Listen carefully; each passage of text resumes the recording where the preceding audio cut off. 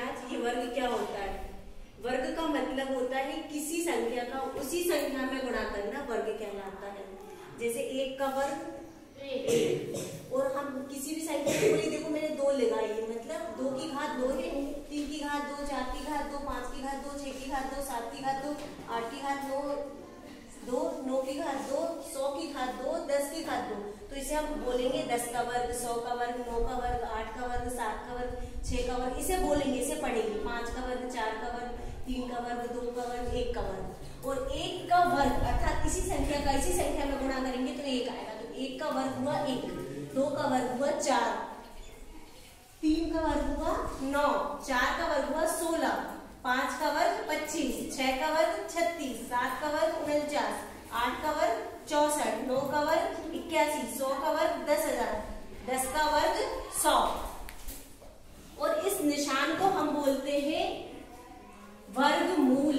इस निशान को बोलते हैं वर्गमूल, इंग्लिश में बोलते हैं अंडर रूट। अगर किसी संख्या पे मैंने ये लगा दिया, जैसे 4 पे लगा दिया, तो 4 का वर्गमूल क्या होगा?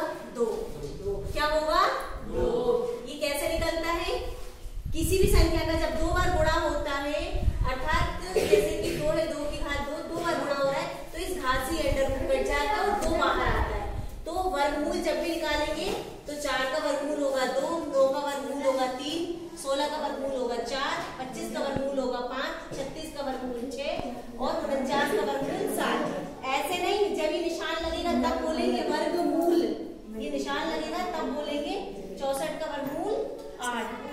अब हम देखेंगे, अगर 2 की घात 3 है तो हम बोलते हैं घन, 2 का घन, 4 का घन, 5 का घन, अगर 3 घात है। लेकिन अगर इससे ज्यादा घात हो गई तो 2 की घात 4 हो गई तो हम इसे पढ़ेंगे 2 की घात 4।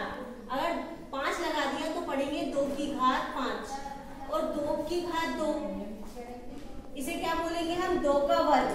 2 घात है तो क्या पढ़ेंगे? 2 का वर्ग। और ये निशान लग गया अर्थात 4 का वर्गमूल। अब हमें 4 का वर्गमूल निकालना है, तो 4 का वर्गमूल कैसे निकालेंगे? 4 की जगह 2 की घात 2 लिख सकते हैं, तो इस स्क्वायर से ये रूट कट जाता है, यानी 2 बार करेंगे तो इन दोनों में से 1 2 बाहर आएगा, तो 4 का वर्गमूल होगा 2। इसी प्रकार हम किसी भी संख्या का वर्गमूल निकाल सकते हैं। अब हम देखते हैं 5.1 का पहला प्रश्न। 81 का वर्ग का इकाई अंक बताना है। वर्ग मतलब इसी संख्या का इसी संख्या में गुणा करना है, फिर उसका इकाई का अंक बताना है। तो 81 का गुणा हम 81 में करेंगे, फिर बताएंगे, बहुत लंबा हो जाएगा। तो इसका शॉर्ट ट्रिक है, शॉर्ट फॉर्मूला है, जो लास्ट इकाई का अंक है हम उसका वर्ग कर देते हैं और फिर इकाई का अंक बता देते हैं। तो 1 का जब वर्ग करेंगे तो क्या आता है? 1 का वर्ग करने पे 1 ही आता है। ये देखिए 1 का वर्ग 1, तो इकाई का अंक हो गया 1। पूरे का गुणा बिल्कुल नहीं करना, हमें सिर्फ इकाई के अंक का वर्ग करना है और उत्तर बताना है। दूसरा उदाहरण है, जैसा कि लिखा है 1234, तो हमें इस पूरे का वर्ग करने के बाद इकाई का अंक बताना है। तो इस पूरे का गुणा इसी में करेंगे, वो वर्ग होता है। हमें ये पूरी बड़ी प्रक्रिया नहीं करनी है, हमें सिर्फ 4 का गुणा 4 में करना है। तो 4 का वर्ग क्या होता है? 16, और 16 में इकाई का अंक 6। तो इस संख्या के वर्ग का इकाई का अंक होगा 6। देखिए कितना आसान है। अगले प्रश्न पे हम आते हैं। अगला प्रश्न है 1057।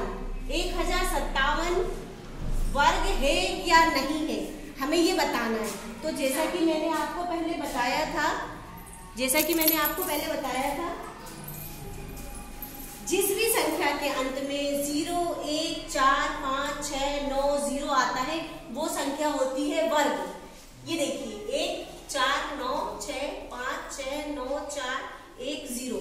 तो हमें ये कंफर्म करना है, याद रखना है कि जिस भी संख्या के अंत में 0, 1, 4, 5, 6, 9, 0 आएगा वो संख्या वर्ग होगी। और किसी भी संख्या के अंत में यदि 2, 3, 7 और 8 आता है वो संख्या वर्ग नहीं होती। तो हम इसमें देखेंगे 7 हमारे वर्ग में आ रहा है क्या? नहीं आ रहा है। इसका मतलब ये संख्या वर्ग नहीं है, वर्ग नहीं है। इसीलिए मैंने आपको पहले कहा था कि आपको इसे याद रखना है। अब दूसरा हमारा उदाहरण है 23,453। इसमें अंत में 3 आ रहा है, तो 3 हमारे वर्ग वाली संख्या में आ रहा है क्या? 0 1 4 5 6 9 0। ये इसके अलावा जो भी अगर इकाई का अंक हो गया तो वो संख्या वर्ग नहीं होगी, वो संख्या वर्ग नहीं। तो इसका उत्तर होगा संख्या वर्ग नहीं है, संख्या वर्ग नहीं है। अब 81 मान लीजिए उदाहरण तीसरा, इसे बताना ये संख्या वर्ग है या नहीं। तो इसमें एक आ रहा है क्या?